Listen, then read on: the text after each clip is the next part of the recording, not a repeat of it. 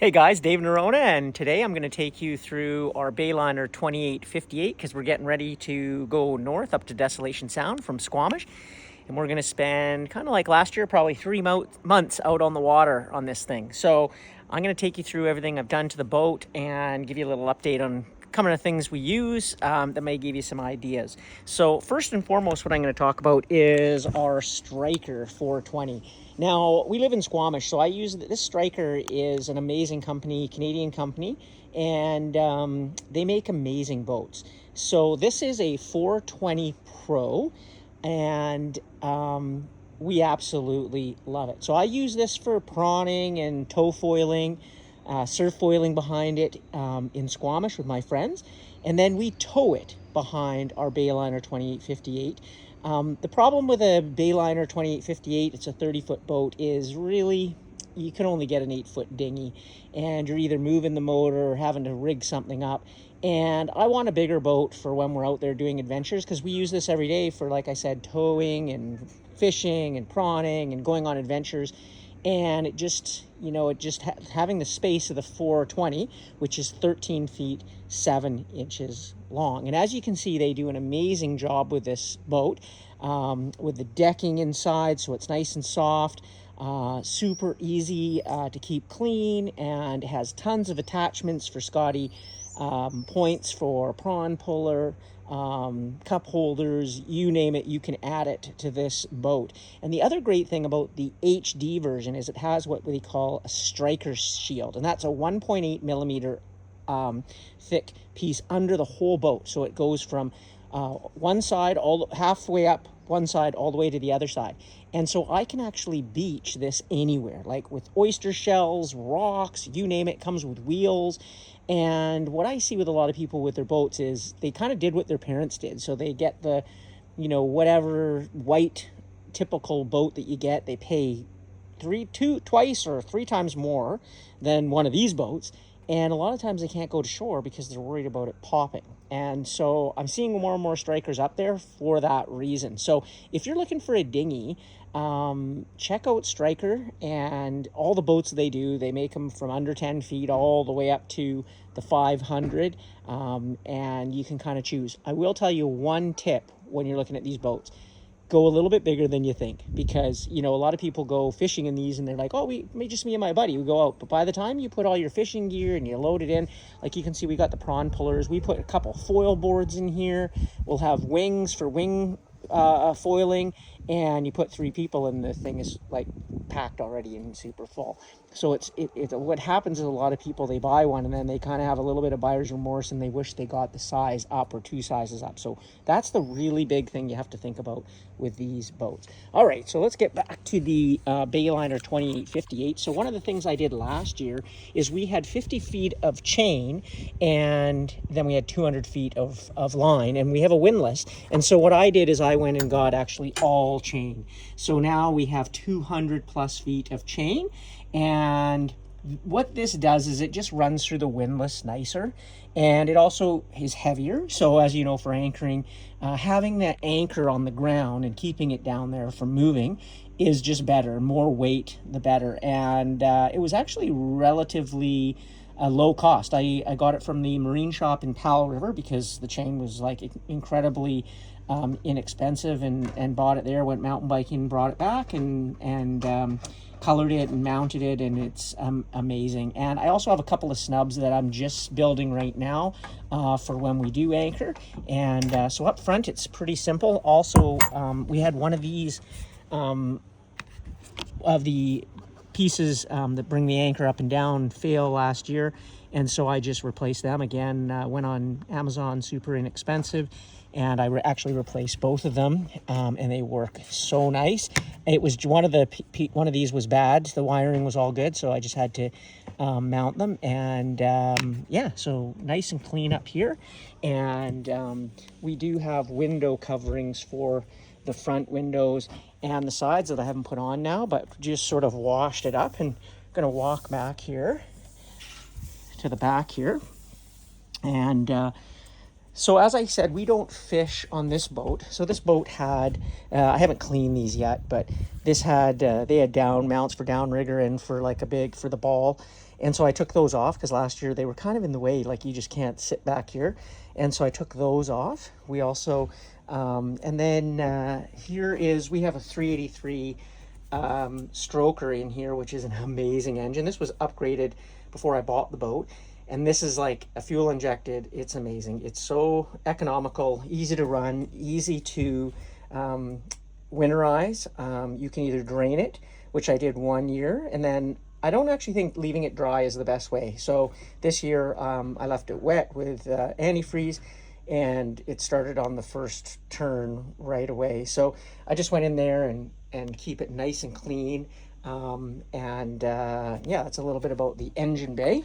But this is a great motor. Holy cow. I know a lot of people have replaced their motors on these boats if they've had to, and this is what most people use. Great engine, simple to work on, lots of parts available, and it runs really, really nice. Easy to do oil changes, etc. All those things you can do yourself. And we're just going to close that up. And then one thing we've had from last year, actually the previous owner built this. This is our barbecue. My friend said it was a little bit hillbilly, so he actually gave me one of these at an angle with a flat point that I could put in the corner and have my barbecue, so you could put it on the corner, bring it in or out if it's windy.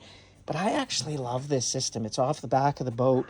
It's super easy, so you have lots of room, and I've kept that. But I did add, as you can see here, we got this umbrella, and I have seen a couple of people, they have a back piece for this wing here that covers the whole back, but it's quite expensive. Anytime you buy something for your boat, it can be really expensive. So I got this umbrella. We bought it last year when we were out at Canadian Tire for 79 bucks, and it is awesome. It's just a simple wind umbrella that you'd use. And it's two pieces. And so what I did is I went on Amazon and bought 2 of these for 30 bucks. Drilled the hole through the bolt. It's a 2-inch hole. Mounted these, and the pole fits right in. And now we have our umbrella. So I can actually just take this out, leave the pole in if I want, and it just rolls up and keep it on the side. And I can also move this from over here. But as you can see, it pretty much, I'll come out here, covers the one whole half of the boat. So if you move it to the other side, it gets the other side. And while we're back here on our great swim grid, I'll show you what I did with stern tying. So we have obviously stern tie and Desolation, or most places in BC, and that just allows boats to stay straight so that you can stack them into these anchorages. And so I went to, it was so hard to find something, so I ended up getting this at Home Depot, and this is just a garden hose ringer, and I've got our stern tie here, and it just runs out through here. It doesn't buckle up, super easy, and take it to shore and bring it right back, and then we just mount it to the boat. So this just houses it, and then it's out of the way.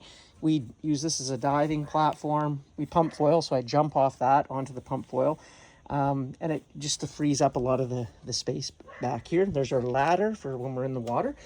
And then this is our Perco freshwater clean out. So this is awesome for just when I start the boat or make sure it's running good or do an oil change at home. It is on blocks right now. We have a friend who hydraulically lifts the boat and puts it in the water when we leave, and then brings it out. And we keep it at our house in the wintertime. And this also allows you, when you go to a dock, you can just plug your hose in and clean out your elbows and everything, so it's not sitting in salt water, it's sitting in fresh water, and we do that along the way. So one of the things I love about these 2858s is the space that you get. So you can see how big it is back here. We have e-foils on board, so we do have a generator that we put on this side, and then on this side we have a giant Yeti cooler for extra stuff that we put on this side. And then I had a little bit of metal paint flaking around here. Some of you have it on your windows or around here. This is a 2002, so it's 22 years old. And so I went and got some trim-clad rust-resistant metal paint and did that. And it came out really nice. I'm really happy with it. And also did around the windows, the black part on the outside. And just, general upkeep that, took a little bit of practice and whatever, and we got it. And then as you come up the stairs here to our thing, we have Renalg the charge controller because we have 200 watts of solar on the boat that we put up on top of the bimini, and it runs down here. And, you know, through the summer, like, we pretty much can stay out forever on that as long as it's sunny. And then we have a generator if we need to, but we rarely use it. That just sits right there, so it's super easy. Anybody who's looking to do solar, you might have watched my video on solar. It's easy to buy on Amazon, and you get a little tiny controller. The secret that someone told me is the panels are great, the controller's usually cheap. You know, they're about $15. And what happens is those cheap controllers, you don't want to put too much power too fast into your batteries. So they really don't allow the power coming from the panels into your batteries very well. And whereas the Renogy, they do. So it charges faster and it allows more. So you get a better charge. You get better usage out of your solar panels. And these are about $120. A great upgrade. I'm so glad I did that. And then I'll stand back here by the ladder because, you know, for 2858, this upstairs is pretty amazing. And I'll tell you a few things that I've done here. So I took the captain's chair out. One, it was a little bit old and not that comfortable, and it takes up a lot of space. And so one of the things that I did is we have a Yeti cooler here that I just found that, like, it's more comfortable sitting on this. So this year I got one of these seats that you can just sit back, and it has a backrest if you want it. But most of the time we're just cruising and at, you know, 10 knots. So we just sitting back, and it's nice to enjoy the way there. Super easy with your throttles here.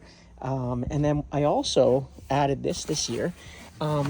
This comes with a 15-inch wheel downstairs and upstairs. And so I switched this out. And as you can see, this is an 11-inch. And man, look how much space it opens there. So we keep a lot of space, a lot of things under here. Again, because it's a smaller boat and we're on here for a long time, we have lots of things and lots of fun things. So we have all these hiding spots, I guess. And that's kind of what I've done here. And then I've added this phone. We use Navionics. I don't have any other charts, just use Navionics on my phone. Have a simple USB and C charger. So phone, run a cable and it just goes up to there. And that's how that works. And as you can see, everything's pretty simple, but easy to get to. A couple of cup holders, nice seating up here. And then another thing that I did is last year, this space is kind of unused up here. And we had a couple of bins sideways. So this year what I did is I went and actually put these pieces in. And then I just used a bungee to keep these from moving back so they can't fall backwards. And this one has nothing in it, but man, we keep like all our wetsuits in one of them, all the inflatable stuff. And then we have this one that's empty, and this will have like shoes and running shoes for hiking and all that sort of stuff. So you can see it doesn't really impede anything up here, but it gives us like a ton of space and kind of also provides a little bit of a headrest or backrest.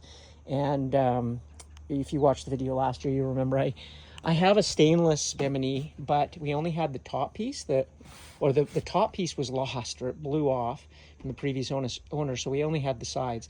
So I was wondering what I was going to do to find a bimini for the top that would fit that. And lo and behold, I went on Amazon, and for 141 bucks, I got this thing, and it has been awesome. So we put the solar on there, and it's super light. It's just that cheap aluminum, and I can fold it down if I want to, but we never do. We always want the shade, or if it's raining, we have the rain.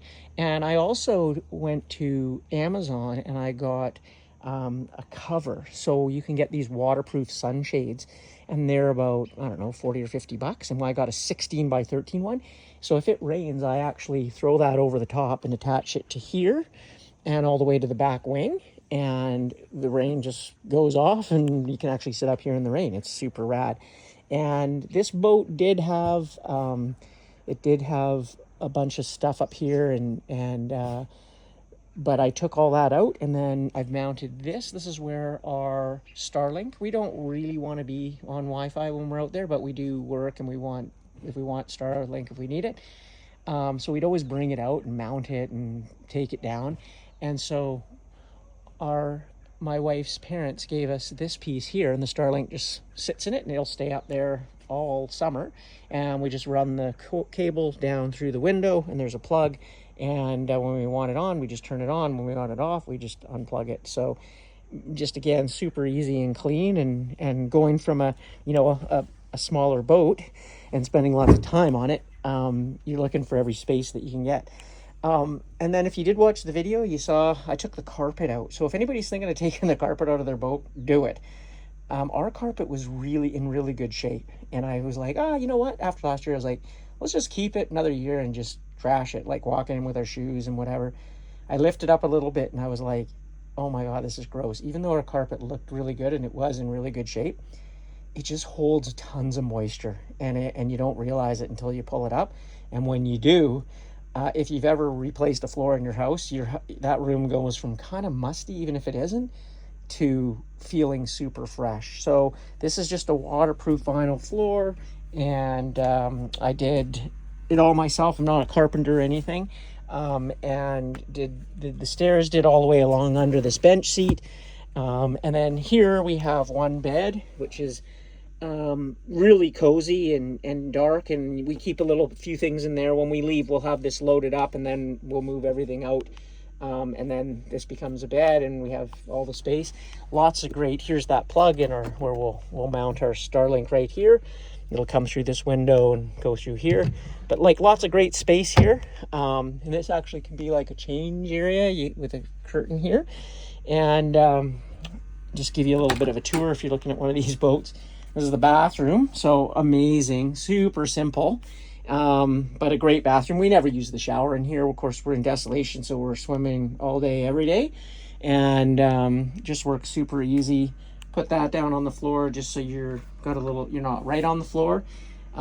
Really easy to keep clean, and have a nice washroom when we're out there.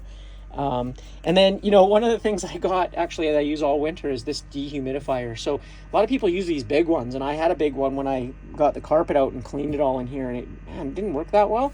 I got this thing for like $70 on Amazon, and it is like overnight. Look at how much this thing pulls water. Like, it's incredible. Obviously we're on the West Coast here, but it's just so easy to do and keep clean. We actually got one for the house just to just have it working. Here, if I can get this in one hand. I'll just leave it and do it later. But this thing, if you're looking for one of these dehumidifiers on Amazon, super cheap. This is our sort of power bank area when we're plugged in. We can have all our stuff here. When we're not, we have an inverter as well, so it'll let us know how our power is running there. Obviously, sink. We don't really use our alcohol stove. We use this Coleman stove. Works really well, and it's a little more simple, and we love it. We never drive down from here, so this is always counter space. And even if it's pouring rain, I'd rather be upstairs outside in the fresh air. But as you can see, this cockpit's really nice, hasn't been used. And I put, again, a small steering wheel in here, so the difference is here, right? So you just have more space, more usable space. Nice little thing down here, and some great cupboard space. This boat just has so much good storage. So this is the eating area. This lowers if you want to make this into a double bed. We never do, so it stays like this. And it's got storage under here for food or whatever behind that seat.